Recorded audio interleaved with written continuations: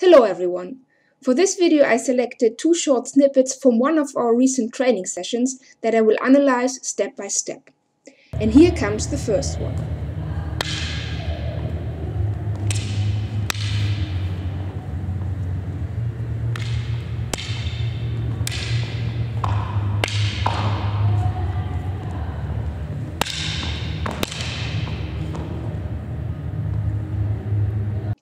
Thomas starts with a standard lateral croisé, which I answer with a simple parry. I do not riposte directly and thus do not take the initiative. When Thomas does not go on, I then continue with a brisé, which is parried by Thomas and followed by a lateral exterior riposte. I then change the cane to my left hand and slightly turn my shoulder back. This way the lateral exterior coming to my left side is easier to parry. I directly arm for a lateral exterior with the left hand to riposte. Thomas then moves slightly backwards, probably to gain a better overview for his parry. I roughly follow him but step sideways so that he has to adjust to my position before he strikes, and it is not only him alone who dictates our movement. He then attacks with the lateral exterior. I decide to leave the fighting axis on my parry and lateral croisé riposte against the direction of his lateral exterior, shortening his action, whereas Thomas matches my décalage and moves with the direction of my lateral croisé, forcing me to extend my strike. This gives him time for his lateral croisé. I parry on my right and arm for a lateral exterior. Thomas, who is on his return from his last strike, continues his body twist and prepares for a parry behind his back. From this position, he could, for example, proceed into a spin after his parry. As I see the parry already in place, I change my strike into a croisé tête, as this will be hard to parry for him from his current hand and body position. Thomas has to move his arm quickly and manages to parry in a fast wiping parry, followed by a croisé tête and then a brisé advancing as I move backwards. With my parry to his brisé, I make an intentional step to the left. I hope that Thomas anticipates that I will continue to step left as I did before and prepare for a short lateral exterior. But I then answer with a wiping parry and a large spin in the opposite direction.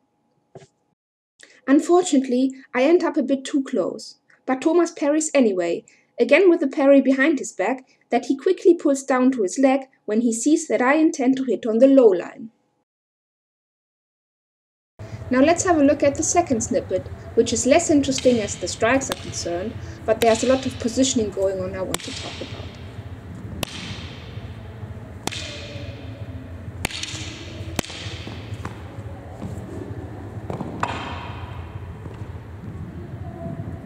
Thomas starts with the lateral exterior and I move slightly backwards to dodge. He continues with the brisé. I parry and riposte with the lateral exterior to the flank with a short and explosive step to the right in the last instance of my strike. I am hoping to surprise Thomas and to manage to find a free spot on his flank behind his arm and his cane. But I don't succeed. Thomas proceeds with a long and slow lateral croisé. Possibly he does not really intend to hit with this one and carries it out to adjust his position while keeping the initiative and thus preventing me from acting. I then arm for a lateral exterior, but abandon it for another wide sideways movement. Maybe I did not expect to land this one. Thomas has to go a long way with his lateral exterior and his position adjustment, and that gives me a lot of time to overview and control the situation and to prepare. I keep control of the situation by measured back steps on his next 3 strikes, while he has to keep up with distance adjustment. I open up the distance wide on the first, and then let him come close on the second.